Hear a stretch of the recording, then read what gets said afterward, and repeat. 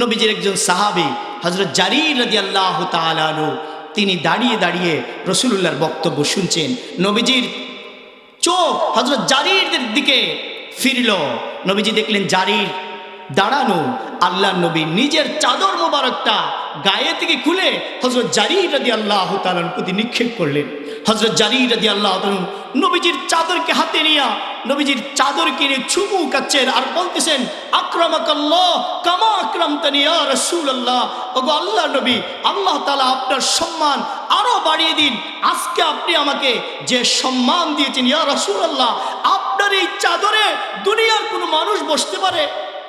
রাসূলুল্লাহ যুবককে, তরুণকে রাসূলুল্লাহ আসলাম তাকে সম্মান করেছেন হযরত জারীর রাদিয়াল্লাহু তাআলাকে। এই জন্য আমি আমার যুবক ভাইদেরকে বলবো, নিজের যৌবনকালটাকে কোনো খারাপ কাজে ব্যয় না করে, গুনার কাজে ব্যয় না করে, নিজের যৌবনকালকে নাফরমানিতে ব্যয় না করে, ওই যৌবনকালকে আল্লাহর ইবাদতের মধ্যে যদি তুমি কাটায়া দাও, আল্লাহ তাআলা তোমাকে তার আরশের ছায়ার নিচে জায়গা করে দিবেন। সুবহানাল্লাহ। শিবনগর, নোয়াগাঁও, বতিমরা মদিনাতুল উলুম মাদ্রাসার আজকের বার্ষিক ওয়াজ মাহফিলে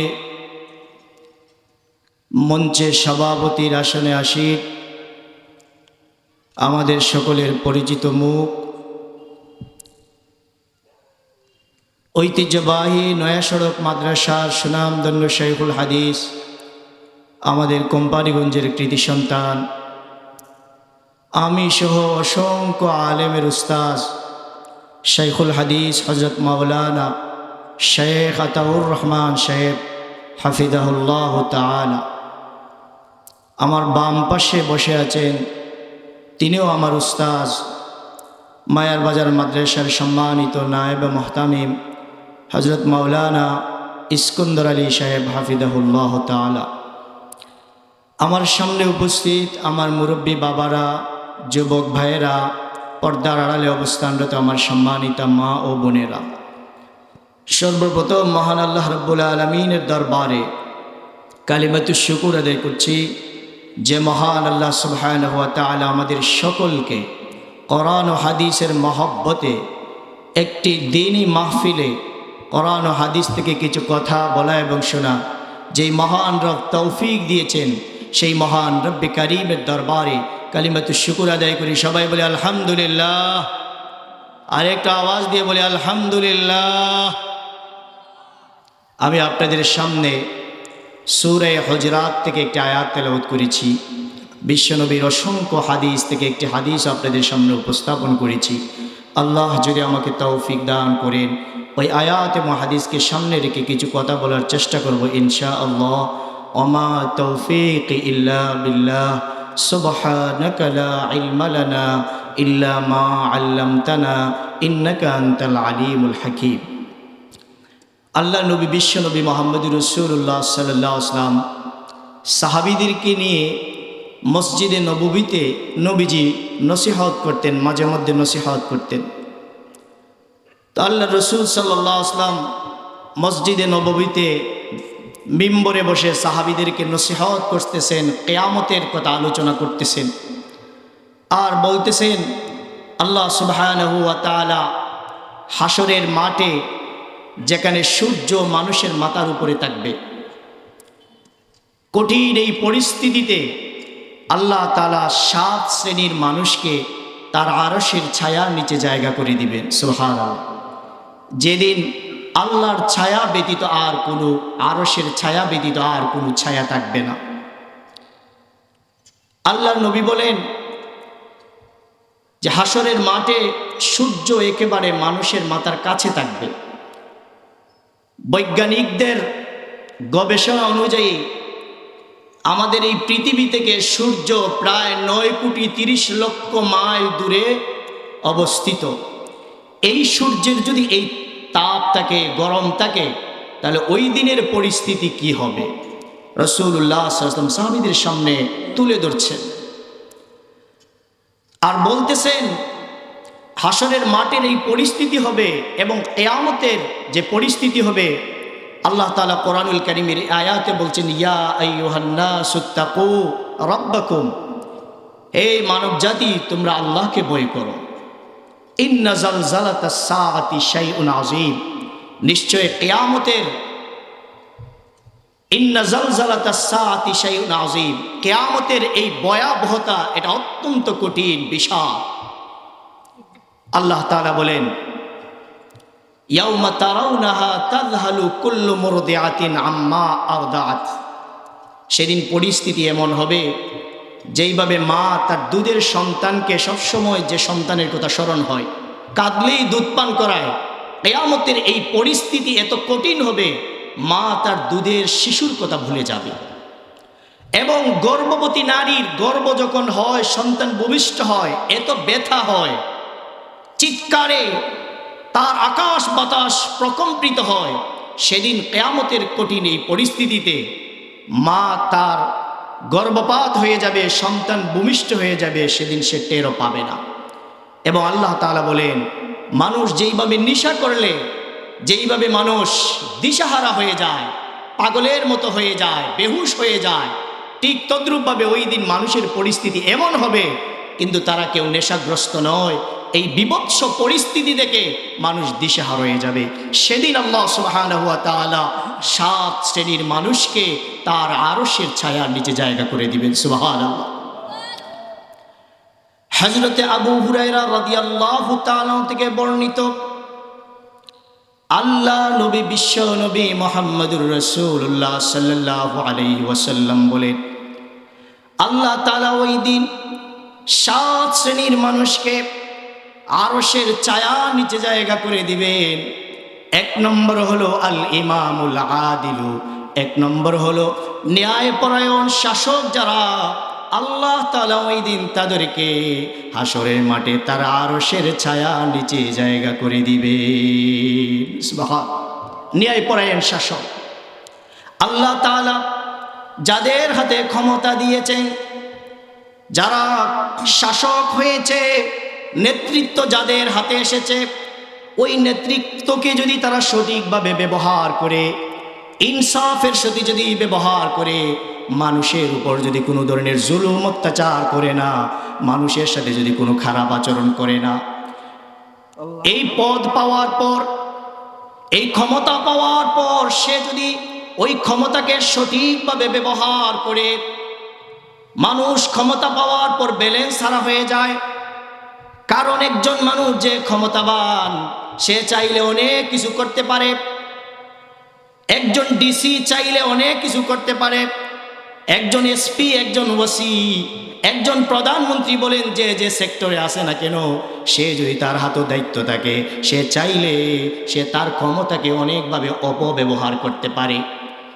আল্লাহ নবী, বিশ্ব নবী বলেন, সে যদি তার ক্ষমতাকে অপব্যবহার না করে, ক্ষমতাকে যদি সঠিকভাবে ব্যবহার করে, জনগণের সাথে যদি ভালো আচরণ করে, জনগণের সাথে যদি সুন্দর আচরণ করে, সে যদি মানুষের প্রতি দয়ালু হয়, এইভাবে যদি তার ক্ষমতাটা সে ব্যবহার করে, আল্লাহ নবী বলেন, আল্লাহ তাআলা ওই ব্যক্তিকে, ওই শাসককে তার আরশের ছায়া নিচে জায়গা করে দিবে।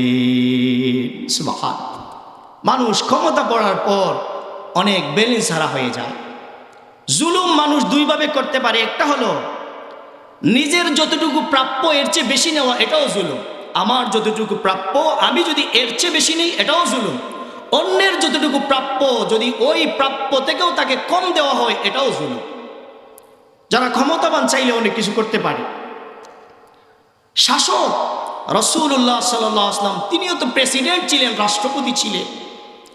আল্লাহ রসুল সাল্লাল্লাহু আলাইহি ওয়াসাল্লাম যিনি মদিনার প্রেসিডেন্ট, কিন্তু উনি কেমনভাবে, আল্লাহ রসুল ইসলাম কিভাবে রাষ্ট্র পরিচালনা করেছেন, তা আমাদের সামনে আদর্শ। পৃথিবীর সমস্ত শাসকদের জন্য, পৃথিবীর সমস্ত রাষ্ট্রপতিদের জন্য, পৃথিবীর সমস্ত নেতৃত্ববর্গের জন্য রাসূলুল্লাহ সাল্লাল্লাহু আলাইহি ওয়াসাল্লাম হলেন আদর্শবান নেতা। রসুল কিভাবে দেশ পরিচালনা করেছেন, কেমন ইনসাফের সাথে। রাসূলুল্লাহ সাল্লাল্লাহু আলাইহি ওয়াসাল্লাম যখন মদিনার প্রেসিডেন্ট, আল্লাহ রসুলের কাছে বাহরাইন থেকে, কাতার থেকে মালের স্তূপ আসছে, বিভিন্ন টাকা পয়সা স্তূপ আসছে মসজিদে নববীর সামনে। আল্লাহ নবী, বিশ্ব নবী মুহাম্মাদুর রাসূলুল্লাহ সাল্লাল্লাহু আলাইহি ওয়াসাল্লাম ফজরের নামাজ পড়ে দেখেন মসজিদে নববীর সামনে বিশাল মালের স্তূপ, সম্পদের স্তূপ, গনিমতের সম্পদ। আল্লাহ নবী সাল্লাল্লাহু আলাইহি ওয়াসাল্লাম গরিব সাহাবীদের মধ্যে বিভিন্ন গোত্রের মধ্যে বন্টন করা শুরু করলেন। নবীজি সকাল থেকে শুরু করে জোহর পর্যন্ত সম্পদ বন্টন করতে আসেন। জোহরের আজান হয়ে গেলে আল্লাহ নবী সাল্লাল্লাহু আলাইহি ওয়াসাল্লাম বন্টন বন্ধ করে জোহরের নামাজ আদায় করলেন। জোহরের নামাজ আদায় করার পর আল্লাহ নবী, বিশ্ব নবী আবার বন্টন শুরু করলেন। আসরের নামাজ পর্যন্ত, ওয়াক্ত পর্যন্ত বন্টন করলেন। এরপর বিশ্বনবী সাল্লাল্লাহু আলাইহি ওয়াসাল্লাম ওনার জামাটা এইভাবে জেরে আল্লাহ নবী উঠলেন। আসরের নামাজের পরে, ওই দিন বিশ্বনবী রোজা ছিলেন। আসরের নামাজের পরে নিজের কামরায় গিয়ে আম্মাজান হযরতে আয়েশা সিদ্দিকা রাদিয়াল্লাহু তাআলা আনহা বললেন, আয়েশা, আজকে আমি অত্যন্ত পরিশ্রম করেছি, শ্রান্ত পরিশ্রম করেছি। আয়েশা রে, আমি বড় ক্ষুধার্ত, আমার বড় ক্ষুধা লেগেছে। আয়েশা রে, ইফতার করার জন্য কোনো কিছু আসেনি। আম্মাজান আয়েশা বলেন, ইয়া রাসূলুল্লাহ, আল্লাহর কসম নবী, আপনার ঘরে পানি ব্যতীত আর কোনো কিছু নাই। সুবহান। বিশ্বনবী যেখানে মদিনার প্রেসিডেন্ট, আল্লাহ নবী চাইলে তো সম্পদ নিজের ঘরে নিতে পারতেন। দুনিয়ার সমস্ত এমপি, মন্ত্রী, চেয়ারম্যান, মেম্বারদের জন্য, সমস্ত নেতাদের জন্য রাসূলুল্লাহর মধ্যে আদর্শ রয়েছে। আল্লাহ নবী কেমন নেতা ছিলেন, যিনি সারা দুনিয়ার মানুষদেরকে, মদিনার মানুষদেরকে সম্পদ বন্টন করতেছেন, অথচ রাসূলুল্লাহর ঘরে পানি ছাড়া আর কিছু নাই। সুবহানাল্লাহ। হযরতে নবীজির কলিজার টুকরা হযরতে ফাতেমা রাদিয়াল্লাহু তাআলা আনহা নবীজির কাছে এসে বলতেছেন, আব্বাজান, আপনার কাছে অনেক দাসী আছে, আব্বাজান আমার একটা দাসী দাও। বিশ্বনবী বললেন, মা রে, আমি যে তোমারে দাসী দিব, এখনো মদিনার অমুক অমুক গোত্রের লোকেরা রয়ে গেছে, এখনো আমি তাদের মাঝে সম্পদ বন্টন করতে পারি নাই, তাদেরকে দিতে পারি নাই, তোমারে আমি কেমনে দেব? আম্মা হযরতে ফাতেমা রাদিয়াল্লাহু তাআলা আনহা নবীজির কলিজার টুকরা বাবাকে এসে বলতেছেন, আব্বাজান, আমার হাতে আটা পিষতে পিষতে পুষ্কা পড়ে গেছে এবং আমি কুয়া থেকে পানি উঠাইতে উঠাইতে আমার গাড়ের মধ্যে দাগ পড়ে গেছে। আব্বাজান, আমার সহযোগিতার জন্য একজন দাসী দাও। আল্লাহর নবী নিজের মেয়েকে দাসী দিলেন না। হযরতে ফাতেমা রাদিয়াল্লাহু তাআলা আনহাকে বিশ্বনবী বললেন, ফাতেমা রে, আমি তোমারে কেমনে দাসী দিব? বরং এর চেয়ে উত্তম একটি জিনিস আমি তোমারে শিখাইয়া দেই। সেটা হলো, প্রত্যেক ফরজ নামাজের পরে তুমি যদি পড়ো 33 বার সুবহানাল্লাহ, 33 বার আলহামদুলিল্লাহ, 34 বার পরে যদি আল্লাহু আকবার, আল্লাহ সুবহানাহু ওয়া তাআলা তোমাকে দুনিয়ার দাসীর পরিবর্তে জান্নাতে উত্তম দাসীর ব্যবস্থা করে দিবে। সুবহানাল্লাহ। নবীজির আদরের কলিজার টুকরা সন্তানকে দাসী আছে, কিন্তু দিলেন না। নবীজি এমন ইনসাফগার শাসক ছিলেন, কারণ মানুষ ক্ষমতা পাওয়ার পরে নিজেকে নিয়ন্ত্রণ করতে পারে না, অনেক সময় নিজের স্বজন প্রীতি করে, কিন্তু রাসূলুল্লাহ সাল্লাল্লাহু আলাইহি ওয়াসাল্লাম কোনো স্বজন প্রীতি করেন নাই। এই জন্য বিশ্ব নবী বলেন, আল ইমামুল আদিলু, ন্যায়পরায়ণ শাসকদেরকে আল্লাহ সুবহানাহু ওয়া তাআলা তারা আরশের ছায়া নিচে জায়গা করে দিবে। একজন মানুষ শাসক হওয়ার পরে তার জন্য 4টি দায়িত্ব হলো। আল্লাহ নবী, বিশ্ব নবী মুহাম্মদুর রাসূলুল্লাহ সাল্লাল্লাহু আল্লাহ সুবহানাহু ওয়া তাআলা সূরা হজের 41 নম্বর আয়াতে বলেন, আল্লাযীনা ইম্মাক্কান্নাহুম ফিল আরদি আকামুস সালাতা ওয়া আতাউজ যাকাত وأمروا بالمعروف ونهوا عن المنكر আল্লাহ সুবহানাহু ওয়া তাআলা বলেন, আমি যাদেরকে ক্ষমতা দান করি তাদের জন্য চারটি দায়িত্ব হলো, কর্তব্য হলো চারটি জিনিস করা। ক্ষমতা পাওয়ার পরে এক নম্বর দায়িত্ব হলো আকামুস সালাহ, নামাজ প্রতিষ্ঠা করা।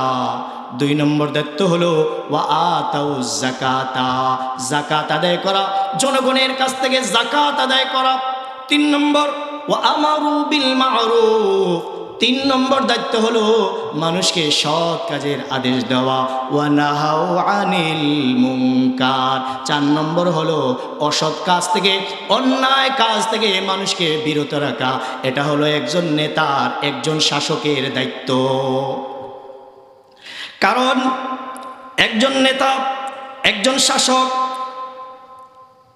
এই যে আল ইমামুল আদিলু, ন্যায়পরায়ণ শাসক, মুহাদ্দিসিনগণ বলেন এখানে শাসক বলতে প্রত্যেক সেক্টরে যে যে ক্ষমতায় আছে, যে যে পদের অধীনে, যে যে পদে অধিষ্ঠ আছে, সে এটার অন্তর্ভুক্ত।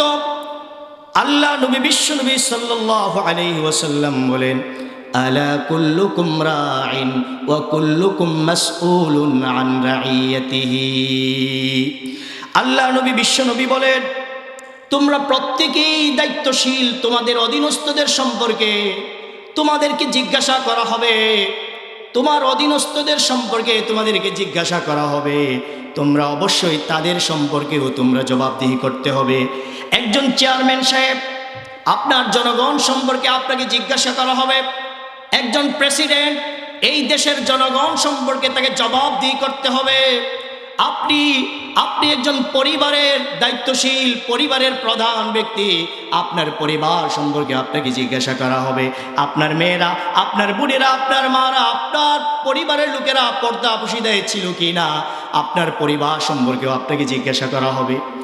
এই জন্য আল্লাহ নবী, বিশ্ব নবী বলেন, একজন মানুষ ক্ষমতা পাওয়ার পর, শাসক হওয়ার পর যদি তার ক্ষমতাকে অপব্যবহার না করে, যদি ক্ষমতাকে সঠিকভাবে ব্যবহার করে, আল্লাহ নবী বলেন ওই শাসককে, ওই ব্যক্তিকে আল্লাহ তাআলা হাসরের মাঠে তার আরশের ছায়া নিচে জায়গা করে দিবে। সুবহানাল্লাহ। দুই নম্বর, আল্লাহ নবী বলেন, ওয়াশাবুন নাশা ফি ইবাদাতি রাব্বিহি, ওই যুবক, যে যুবক তার যৌবন কালকে আল্লাহর ইবাদত বন্দেগীর মধ্যে কাটিয়ে দিয়েছে, আল্লাহ তাআলা ওই যুবককেও তার আরশের ছায়ার নিচে জায়গা করে দিবেন। সুবহানাল্লাহ। ওই যুবকদের কথা বলছে, যুবকদের কথা। কারণ মানুষের তিনটা অবস্থা হয়ে থাকে, একটা শিশুকাল, যৌবনকাল আর একটা বৃদ্ধকাল। শিশুকালও মানুষ পরনির্ভরশীল, মা বাবা আত্মীয় স্বজনের উপর নির্ভর থাকে। বৃদ্ধ হয়ে গেলেও মানুষ পরনির্ভর হয়ে যায়। আর যৌবনকাল যখন, তখন স্বনির্ভর থাকে, শরীরে শক্তি থাকে, সামর্থ্য থাকে। যৌবনকালে যৌবনের একটা যৌন চাহিদাও থাকে। যদি সবগুলোকে নিয়ন্ত্রণ করে ওই ব্যক্তি যদি আল্লাহর ইবাদতের মধ্যে তার সময়কে কাটায়, আল্লাহর রাসূল বলেন আল্লাহ তাআলা তাকেও তার আরশের ছায়ার নিচে জায়গা করে দিবেন। সুবহানাল্লাহ। এই জন্য আমার যুবক ভাইয়েরা, আল্লাহর রাসূল তোমাদেরকে ভালোবেসেছেন। রাসূলুল্লাহ সাল্লাল্লাহু আলাইহি ওয়াসাল্লাম বলেছেন, ওই যুবকরা যারা নিজের যৌবনকালকে গান বাজনার মধ্যে ব্যয় না করে, যারা নিজের যৌবনকালকে জুয়া খেলার মধ্যে ব্যয় না করে, যারা নিজের যৌবনকালকে খেল তামাশার মধ্যে ব্যয় না করে, যারা নিজের যৌবনকালকে গুনার কাজে ব্যয় না করে, অপরাধের কাজে ব্যয় না করে, যারা নিজের যৌবনকালকে চুরি, সন্ত্রাসী, অস্ত্রবাজি, নারীবাজি, চুরি, ডাকাতি, সন্ত্রাসীর পথে ব্যয় না করে, যে যুবকরা তার যৌবনকালকে আল্লাহর পথে ব্যয় করবে, আল্লাহ তাআলা ওই যুবককে তার আরশের ছায়া নিচে জায়গা করে দিবে। সুবহানাল্লাহ। আল্লাহ নবী, বিশ্ব নবী বলেন, قال رسول الله صلى الله عليه وسلم لا تزول قدم ابن آدم يوم القيامة من عند ربه।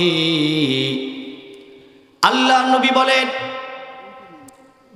কিয়ামতের দিন আল্লাহ সুবহানাহু ওয়া তাআলা বান্দাদেরকে 5টা প্রশ্ন করবেন। এই 5টা প্রশ্নের জবাব না দিয়ে বান্দা সামনে একটা পাও বাড়াতে পারবে না। 1 নাম্বার প্রশ্ন, আন উমরিহি ফিমা আফনাহু, আমি যে তোমার একটা জীবন দিয়েছিলাম, 60 বছরের জীবন দিয়েছিলাম, 70 বছরের 100 বছরের জীবন দিয়েছিলাম, বান্দা তুমি আমার দেওয়া জীবনকে কোন পথে ব্যয় করেছ? আমার দেওয়া জীবনকে তুমি কোন পথে ব্যয় করছো? 2 নম্বর, ওয়ান শাবাবিহি ফিমা আবলাহু, আমি যে তোমারে যৌবনকাল দিয়েছিলাম, তুমি ওই যৌবনকালটা কোন পথে ব্যয় করেছ? আমি যে তোমারে যৌবনকাল দিয়েছিলাম, শরীরে শক্তি দিয়েছিলাম, এটা কোন পথে ব্যয় করেছ? রাসূলুল্লাহ সাল্লাল্লাহু আলাইহি ওয়াসাল্লাম যুবকদেরকে অত্যন্ত মহব্বত করতেন। একদিন আল্লাহ রাসূল সাল্লাল্লাহু আলাইহি ওয়াসাল্লাম এক জায়গায় বক্তৃতা করতেছিলেন। সাহাবীরা ভরপুর হয়ে গেছেন, বসার কোনো জায়গা নেই। নবীজির একজন সাহাবী হযরত জারীর রাদিয়াল্লাহু তাআলা আনহু, তিনি দাঁড়িয়ে দাঁড়িয়ে রাসূলুল্লাহর বক্তব্য শুনছেন। নবীজির চোখ হযরত জারীরের দিকে ফিরল। নবীজি দেখলেন জারীর দাঁড়ানো। আল্লাহর নবী নিজের চাদর মোবারকটা গায়ে থেকে খুলে হযরত জারীর রাদিয়াল্লাহু তাআলার প্রতি নিক্ষেপ করলেন। হযরত জারীর রাদিয়াল্লাহু তাআলা নবীজির চাদরকে হাতে নিয়ে নবীজির চাদরকে নিয়ে চুমু কাচ্ছেন আর বলতেছেন, আকরামাকাল্লাহ কামা আকরামতানি ইয়া রাসূলুল্লাহ, ওগো আল্লাহর নবী, আল্লাহ তাআলা আপনার সম্মান আরো বাড়িয়ে দিন। আজকে আপনি আমাকে যে সম্মান দিয়েছেন ইয়া রাসূলুল্লাহ, আপনার এই চাদরে দুনিয়ার কোনো মানুষ বসতে পারে? রাসূলুল্লাহ যুবককে, তরুণকে রাসূলুল্লাহ আসলাম তাকে সম্মান করেছেন, হযরত জারীর রাদিয়াল্লাহু তাআলাকে। এই জন্য আমি আমার যুবক ভাইদেরকে বলবো, নিজের যৌবনকালটাকে কোনো খারাপ কাজে ব্যয় না করে, গুনার কাজে ব্যয় না করে, নিজের যৌবনকালকে নাফরমানিতে ব্যয় না করে, ওই যৌবনকালকে আল্লাহর ইবাদতের মধ্যে যদি তুমি কাটায়া দাও, আল্লাহ তাআলা তোমাকে তার আরশের ছায়ার নিচে জায়গা করে দিবেন। সুবহানাল্লাহ। এরপরে নবীজি বলেন 3 নম্বর, ওয়ারাজুলুন কলবুহু মুআল্লাকুন ফিল মাসাজিদি, 3 নম্বর হলো ওই ব্যক্তি যার অন্তরটা মসজিদের সাথে লটকানো। সুবহানাল্লাহ। যার দিলটা মসজিদের সাথে লটকানো। রাজুলুন কলবুহু মুআল্লাকুন ফিল মাসাজিদ, অর্থাৎ এই ব্যক্তিটা কখন আজান হবে, কখন মসজিদে আসবে, আর মসজিদে আসতে তার দিলটা শান্তি পায়, তার আত্মাটা শান্তি পায়, মসজিদ থেকে বের হতে চায় না, কিন্তু দুনিয়ার প্রয়োজনে রিজেকের তালাশে মসজিদ থেকে বের হয়ে ঠিক, কিন্তু তার দিলটা মসজিদের সাথে লটকানো থাকে। কখন আবার আজান হবে, কখন সে আবার আসবে, এইভাবে তার দিলটা মসজিদের সাথে লটকানো থাকে। বিশ্বনবী সাল্লাল্লাহু আলাইহি ওয়াসাল্লাম বলেন, যাদের দিল মসজিদের সাথে লটকানো থাকে, আল্লাহ তাআলা তাদেরকেও তার আরশের ছায়ার নিচে জায়গা করে দিবেন। সুবহানাল্লাহ। এরপর আল্লাহ নবী বিশ্বনবী বলেন, ওয়ারাজুলান তাহাব্বা ফিল্লাহি ইজতামা আলাইহি ওয়া তাফাররাকা আলাইহি। আল্লাহ নবী বলেন, ওই 2 জন যুবক, যে 2 জন যুবক একজন আরেকজনকে ভালোবাসে একমাত্র আল্লাহর জন্য। সুবহানাল্লাহ। ভালোবাসতে হবে কার জন্য? আল্লাহর জন্য। মানুষ মানুষকে ভালোবাসবে কার জন্য? আল্লাহর জন্য। ওয়ারাজুলান তাহাব্বা ফিল্লাহি ইজতামা আলাইহি ওয়া তাফাররাকা আলাইহি। ওই 2 জন যুবক একজন আরেকজনকে ভালোবাসে একমাত্র আল্লাহর জন্য, এবং যুবকেরা একজন আরেকজনকে ঘৃণা করবে, এটাও আল্লাহর জন্য ঘৃণা করবে। ভালোবাসলেও আল্লাহর জন্য ভালোবাসবে। যারা আল্লাহর জন্য মানুষকে ভালোবাসে, আল্লাহও তাদের ভালোবাসেন। মুসনাদে আহমদে আছে, হযরতে আবু হুরায়রা রাদিয়াল্লাহু তাআলা আনহু বলেন যে মানুষকে আল্লাহর জন্য যে ব্যক্তি ভালোবাসে, আল্লাহ তাআলা ঘোষণা করেন জিব্রাইলকে, হে জিব্রাইল, আমি ওই ব্যক্তিটাকে ভালোবাসি, তুমিও তাকে ভালোবাসো। হযরতে জিব্রাইল আলাইহিস সালাতু ওয়াস সালাম ওই ব্যক্তিটাকে ভালোবাসেন। এরপর আল্লাহ তাআলা আসমানওয়ালাদেরকে বলেন, এ আসমানের ফেরেশতারা, আমি আমার ওই বান্দাকে ভালোবাসি, তোমরাও তাকে ভালোবাসো। আসমানের সকল ফেরেশতারাও তখন ওই বান্দাকে ভালোবাসেন। তখন আল্লাহ তাআলা জমিনের সমস্ত মানুষদেরকে বলেন, এ জমিনের মানুষেরা, তোমরাও আমার অমুক বান্দাকে ভালোবাসো। সুবহানাল্লাহ। এরপর আল্লাহ তাআলা যাকে ঘৃণা করেন, জিব্রাইলকে বলেন, জিব্রাইল, আমি ওই বান্দাকে ঘৃণা করি, তুমিও ঘৃণা করো। তখন জিব্রাইলও ঘৃণা করেন। আল্লাহ বলেন, এ ফেরেশতারা, আমি ওই ব্যক্তিকে ঘৃণা করি, তোমরাও ঘৃণা করো। তখন আকাশের ফেরেশতারাও ঘৃণা করেন এবং দুনিয়ার মানুষেরা ওই ব্যক্তিকে ঘৃণা করে। এই জন্য আল্লাহকে ভালোবাসতে হবে। কাউকে ভালোবাসলে আল্লাহর জন্য ভালোবাসতে হবে। কাউকে ভালোবাসলে একমাত্র কার জন্য ভালোবাসবেন? আল্লাহর জন্য। হযরতে বেলালে হাবশী রাদিয়াল্লাহু তাআলা আনহু, যাকে রাসূলুল্লাহ ভালোবাসতেন, বেলাল হাবশী একজন গোলাম সাহাবী ছিলেন। ইসলাম গ্রহণ করার পরেও তিনি কিছুদিন গোলাম ছিলেন।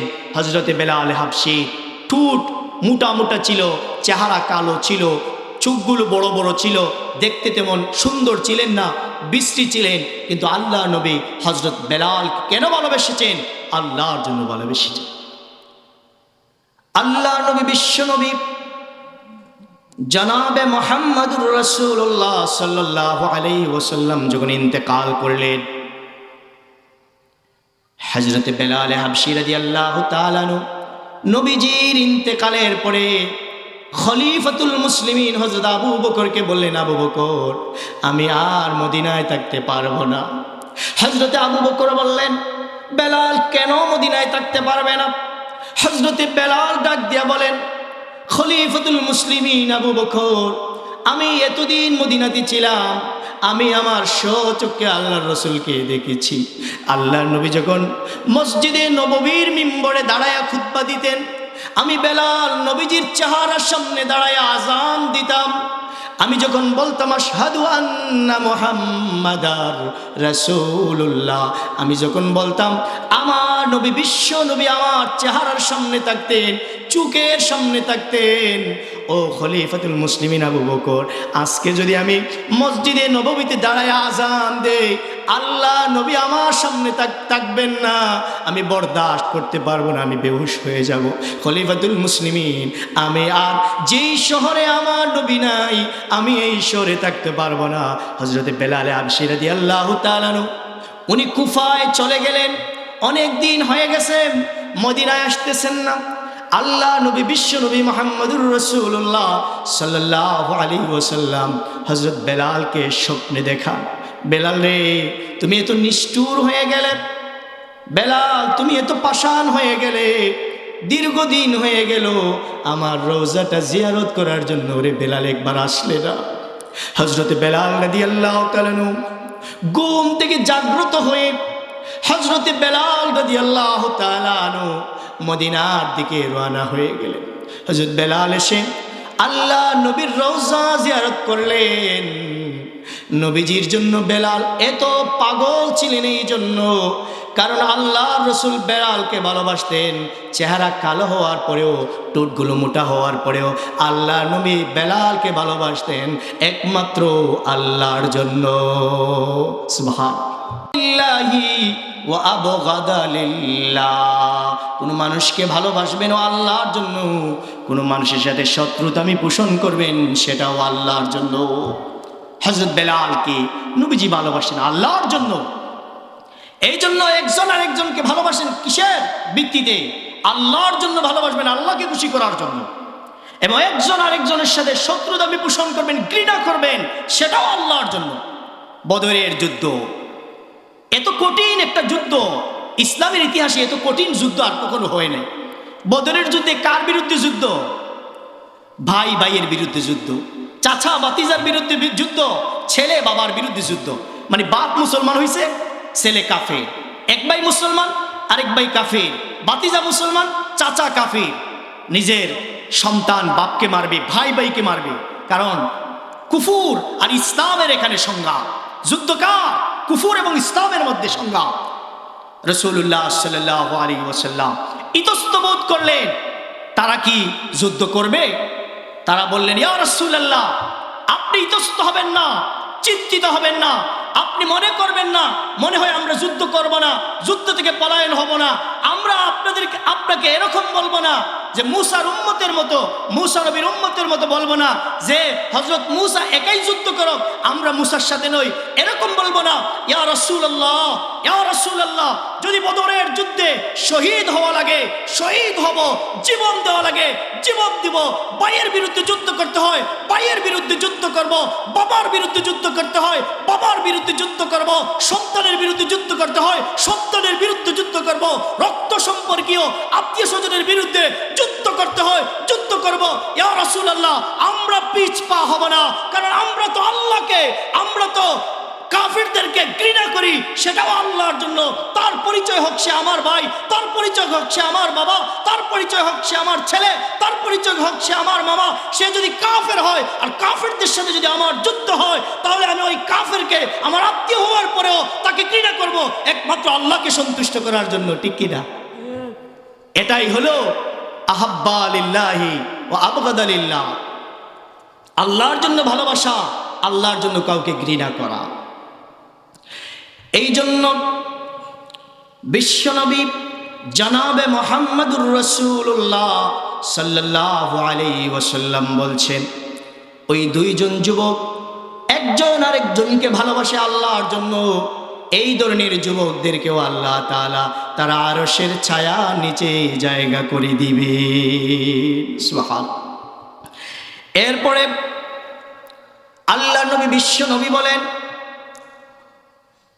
ওয়ারাজুলুন দাতুহু যাতু মানসাবিন ওয়া জামালিন ফাকালা ইন্নী আখাফুল্লাহ। আল্লাহ বলেন, ওই ব্যক্তি, যে ব্যক্তিকে, যেই পুরুষকে একজন সুন্দরী রূপসী গুণবতী নারী তার দিকে প্রেমের প্রস্তাব দিল, বা জিনা করার জন্য তাকে প্রস্তাব দিল, খারাপ কাজ করার জন্য প্রস্তাব দিল, আর ওই যুবক যদি বলে যে আমি তোমার সাথে জিনা করতে পারবো না, আমি তোমার সাথে অবৈধ সম্পর্ক করতে পারবো না, ফাকালা ইন্নী আখাফুল্লাহ, কারণ আমি আমার রবকে ভয় করি। বলেন সুবহানাল্লাহ। আল্লাহ তাআলা বলেন, যেই যুবক কোনো সুন্দরী নারীর অবৈধ প্রেমের প্রস্তাব ফিরিয়ে দিবে, জিনা করার জন্য যদি তাকে, ওই নারী যদি জিনা করার প্রস্তাব দেয়, সে সাথে খারাপ কাজে লিপ্ত হবে না, বলবে না না আমি তোমার সাথে জিনা করতে পারবো না, আমি তোমার অবৈধ প্রেমে তোমার সাথে রাজি হইতে পারবো না। ফাকালা ইন্নী আখাফুল্লাহ, আমি আমার রবকে ভালোবাসি, কারণ তোমার সাথে যদি জিনা করে, তোমার সাথে যদি অবৈধ সম্পর্ক করি, আমার রব এগুলো দেখছে এবং আল্লাহর কাছে আমাকে জবাবদিহি করতে হবে। এই জন্য তোমার খারাপ প্রস্তাবে আমি রাজি না, বরং আমি আমার রবকে ভয় করি। সুবহানাল্লাহ। আমার রবকে আমি ভয় করি, আমি আপনার সাথে এই খারাপ কাজে লিপ্ত হতে পারবো না। এই প্রস্তাব, খারাপ কাজ করা যাবে না। আল্লাহ সুবহানাহু ওয়া তাআলা কোরআনুল কারীমের সূরা বনী ইসরাঈলের 32 নম্বর আয়াতে বলেন, ওয়ালা তাকরাবুজ জিনা ইন্নাহু কানা ফাহিশা ওয়া সাআ সাবিলা। আল্লাহ সুবহানাহু ওয়া তাআলা বলেন, ওয়ালা তাকরাবুজ জিনা, তোমরা জিনার নিকটবর্তীও হইও না। জিনা করা তো দূরের কথা, অবৈধ কাজে জড়িত হওয়া তো দূরের কথা, তোমরা বরং জিনার যত ভূমিকা আছে, একজন নারীর হাতে ধরা, একজন নারীর দিকে তাকানো পর্যন্ত, একজন বেগানা নারীর দিকে তোমরা তাকায়ও না, একজন বেগনা নারীর দিকে তোমরা রসালো আলাপ করো না। ওয়ালা তাকরাবুজ জিনা, তোমরা জিনার নিকটবর্তী হইও না। ইন্নাহু কানা ফাহিশা, এটা হলো অশ্লীল কাজ, এটা হলো খারাপ কাজ, তোমরা জিনার নিকটবর্তী হইও না। হাদিস শরীফে আছে, মুসনাদে আহমদে, এক ব্যক্তি রাসূলুল্লাহ সাল্লাল্লাহু আলাইহি ওয়াসাল্লামের কাছে গিয়ে বলতেছি, ইয়া রাসূলুল্লাহ, আমার মন চাচ্ছে আমি জিনা করব, একজন ব্যক্তি বলতেছে রাসূলুল্লাহর কাছে, ইয়া রাসূলুল্লাহ, আমার মন চাইতেছে আমি জিনা করব। উপস্থিত রাসূলুল্লাহর আশপাশে যত সাহাবী ছিলেন তারা রাগান্বিত হয়ে গেলেন, বললেন কত বড় সাহস, সে জিনা করবে, রাসূলুল্লাহর কাছে অনুমতি চায়। তারা মারার জন্য প্রস্তুতি নিলেন, ধমক দিলেন। রাসূলুল্লাহ সাল্লাল্লাহু আলাইহি ওয়াসাল্লাম সাহাবীদেরকে বললেন, হে আমার সাহাবীরা, সাবধান, তোমরা ধমক দিও না, তাকে তোমরা ধমক দিও না। আল্লাহ নবী, বিশ্ব নবী ওই সাহাবীকে বললেন, তুমি আমার নিকটে আসো। ওই সাহাবী যখন নিকটে আসলেন তাকে বললেন, তুমি যে ব্যক্তিটার সাথে, নবীজি তাকে প্রশ্ন করলেন, কোনো ব্যক্তি যদি চায় তোমার মার সাথে জিনা করতে তাহলে তুমি অনুমতি দিবেনি? কোনো ব্যক্তি যদি চায় তোমার মেয়ের সাথে জিনা করতে, কোনো মানুষ যদি চায় তোমার বোনের সাথে জিনা করতে, তোমার স্ত্রীর সাথে জিনা করতে, তোমার খালার সাথে জিনা করতে, তাহলে এটা তোমার কাছে কেমন লাগবে? সে বলে, ইয়া রাসূলুল্লাহ, আমার মা বাবা আপনার উপর কুরবান হোক, আল্লাহর নবী, আমি সহ্য করতে পারবো না, তার মাথাটা আমি দ্বিখণ্ডিত করে দিব। আল্লাহ নবী, বিশ্ব নবী বলেন, এ আমার সাহাবী, তুমি যে নারীটাকে জিনা করতে চাও, যে নারীর সাথে অবৈধ কাজে জড়িত হতে চাও, নিশ্চয় ওই নারীটা তো কোনো একটা ছেলের ভাই। তুমি যে নারীর সাথে জিনা করতে চাও, নিশ্চয় ওই নারীটা তো কোনো একটা বাবার মেয়ে। তুমি যেই নারীর সাথে জিনা করতে চাও, নিশ্চয় কোনো একটা পুরুষের স্ত্রী। তুমি যে নারীর সাথে জিনা করতে চাও, নিশ্চয় হয়তো কোনো একটা যুবকের মা। যদি তোমার বোন, তোমার মা, তোমার আত্মীয় স্বজনের সাথে খারাপ কাজ করলে যদি তুমি সহ্য করতে পারো না, তার মাথা দ্বিখণ্ডিত করে দেওয়ার জন্য যদি প্রস্তুতি নাও, তাহলে নিশ্চয় তুমিও যে নারীর সাথে জিনার জন্য জিনা করতে চাও, নিশ্চয় তার আত্মীয় স্বজনের কাছে এটা খারাপ লাগবে, মেনে নিতে পারবে না।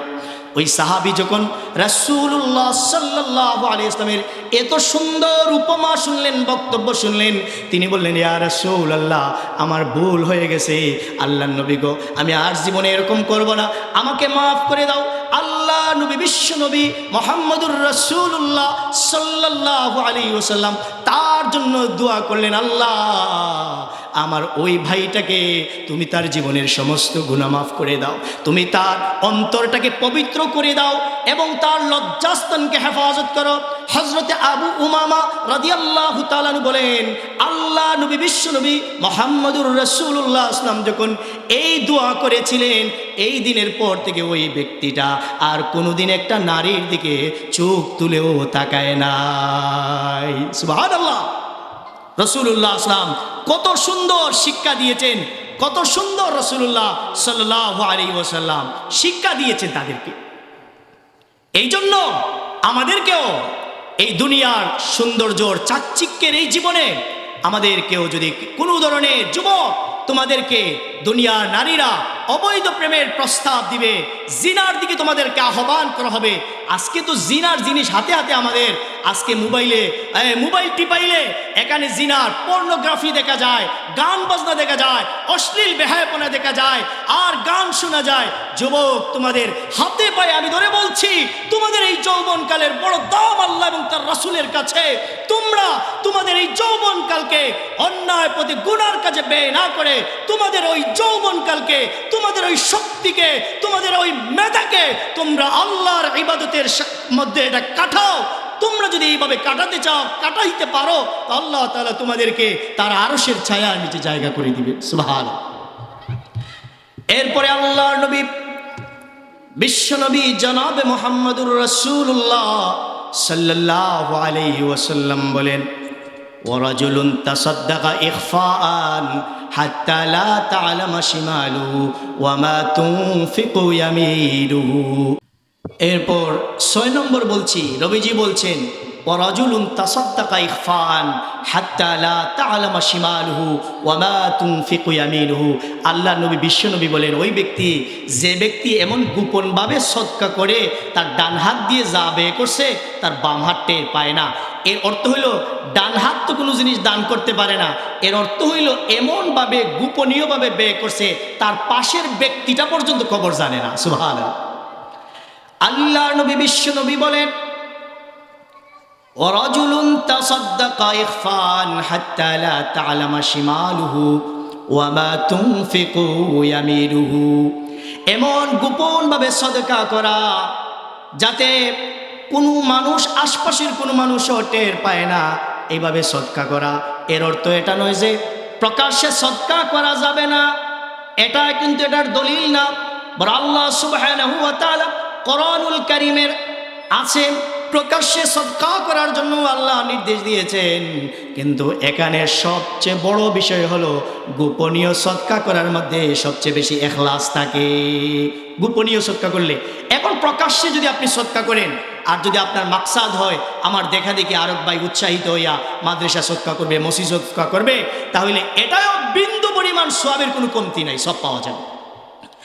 আল্লাহ নবী, বিশ্ব নবী জনাবে মুহাম্মদুর রাসূলুল্লাহ সাল্লাল্লাহু আলাইহি ওয়াসাল্লাম তাবুকের যুদ্ধে যাবেন, মদিনায় দুর্ভিক্ষ। আল্লাহ নবী সাল্লাল্লাহু আলাইহি ওয়াসাল্লাম সাহাবীদেরকে বলছেন সাহায্য করার জন্য। হযরতে আবু বকর সিদ্দিক রাদিয়াল্লাহু তাআলা আনহু, ওনার যত সম্পদ আছে সমস্ত সম্পদ রাসূলুল্লাহ সাল্লাল্লাহু আলাইহি ওয়াসাল্লামের দরবারে নিয়ে হাজির করছে। আল্লাহর নবী হযরতে আবু বকরকে জিজ্ঞাসা করেন, আবু বকর রে, ঘরে কি রেখে এসেছো? হযরত আবু বকর বলেন, ইয়া রাসূলুল্লাহ, ঘরে সামান্য বেতা পর্যন্ত রেখে আসি নাই, একমাত্র আল্লাহ এবং তার রাসূলকে রেখে এসেছি। সুবহানাল্লাহ। হযরত ওমর ফারুক রাদিয়াল্লাহু তাআলা আনহু অর্ধেক সম্পদ রাসূলুল্লাহর কাছে দিয়ে দিয়েছেন। ওসমান গনি উট বোঝাই করা সম্পদ রাসূলুল্লাহর দরবারে দিয়েছেন। এমনকি শুধু পুরুষরা না, নারীরাও তার নাকের ফুল, কানের দুল আর গলার হার, স্বর্ণ রূপা যা আছে নারীরাও সবগুলা দিয়ে দিচ্ছে। এই জন্য শুধু পুরুষরা সহযোগিতা করছে এমন নয়, নারীরা পর্যন্ত ঘরের মধ্যে যার যা কিছু আছে সব রাসূলুল্লাহ সাল্লাল্লাহু আলাইহি ওয়াসাল্লামের কাছে তারা দিয়ে দিছে। কারণ নবীজি বিশ্ব নবী, যিনি কোনোদিন মানুষের কাছে সাহায্যের হাত বাড়ান নাই, যুদ্ধ করার জন্য, অস্ত্র কেনার জন্য, উট কেনার জন্য রাসূলুল্লাহ সাহায্যের হাত বাড়িয়েছেন। আল্লাহ নবী, বিশ্ব নবীর মহিলা সাহাবীরা, পুরুষ সাহাবীরা সহযোগিতা করেছেন। এমনকি একজন নারী তার কুলের টুকরা সন্তানকে নিয়ে নবীজির দরবারে এসেছে। নবীজির দরবারে এসে বলে, ইয়া রাসূলুল্লাহ, আমার কলিজার টুকরা সন্তানটাকেও আপনার জিহাদের ফান্ডে দান করতে চাই। সুবহানাল্লাহ। আবার সন্তানকেও আমি সদকা করতে চাই, আপনার কাছে হাদিয়া দিতে চাই। রাসূলুল্লাহ বললেন, মারে, আমি মানুষের কাছে টাকা চেয়েছি, সম্পদ চেয়েছি, সবাই সম্পদ দিতেছে, তুমি তোমার কলিজার টুকরা সন্তানকে নিয়ে এসেছো, আমি তারে দিয়ে কি করবো? ওই সময় মা ডাক দিয়া বলে, ইয়া রাসূলুল্লাহ, আপনি যখন যুদ্ধে, তাবুকের যুদ্ধে আপনি যখন সেনাপতি হইয়া যুদ্ধ করবেন, বেঈমান কাফেররা আপনাকে চতুর্দিক থেকে আঘাত করবে, সামন দিক থেকে, পিছন দিক থেকে, ডান বাম দিক থেকে, চতুর্দিক থেকে যখন আঘাত করবে, ইয়া রাসূলুল্লাহ, আমার কলিজার টুকরা সন্তানকে আপনি ডাল স্বরূপ ব্যবহার করবেন, যাতে বেঈমান কাফেরদের একটা অস্ত্রের আঘাত আপনার গায়ে না লেগে আমার কলিজার টুকরা সন্তানের গায়ে লেগে আমার কলিজার টুকরাটা যেন শহীদ হয়ে যায়। সুবহানাল্লাহ। সম্পদ দিছেন, স্বর্ণ রূপা যা আছে দিছেন, ইখলাসের সাথে। এই জন্য সদকা করতে হবে ইখলাসের সাথে। আল্লাহ নবী, বিশ্ব নবী বলেন, কেউ যদি গোপনভাবে সদকা করে অথবা প্রকাশ্যভাবে সদকা করে আর যদি ইখলাসের সাথে সদকা করে, আল্লাহ রাব্বুল আলামিন ওই ব্যক্তিকেও তার আরশের ছায়ার নিচে জায়গা করে দিবেন। 7 নম্বর শ্রেণী, আল্লাহ নবী, বিশ্ব নবী বলেন, ওয়ারাজুলুন যাকারাল্লাহ খালিয়ান ফাফাদাত আইনাহু। আল্লাহ নবী বলেন, ওই ব্যক্তি, যেই ব্যক্তি নির্জনে আল্লাহর কাছে ক্রন্দন করে, গভীর রজনীতে সারা পৃথিবীর মানুষ যখন ঘুমে, ওই ব্যক্তিটা যায় নামাজ বিছায়া নামাজ পড়ে আল্লাহর কাছে চোখের পানি ছেড়ে কান্নাকাটি করে। মসজিদ ভর্তি লোক, মসজিদের লোকেরা মসজিদ থেকে বের হয়ে গেছে, লোকটা বের হয় না, মসজিদের একটা কোনায় বসে চোখের পানি ছেড়ে কান্নাকাটি করে।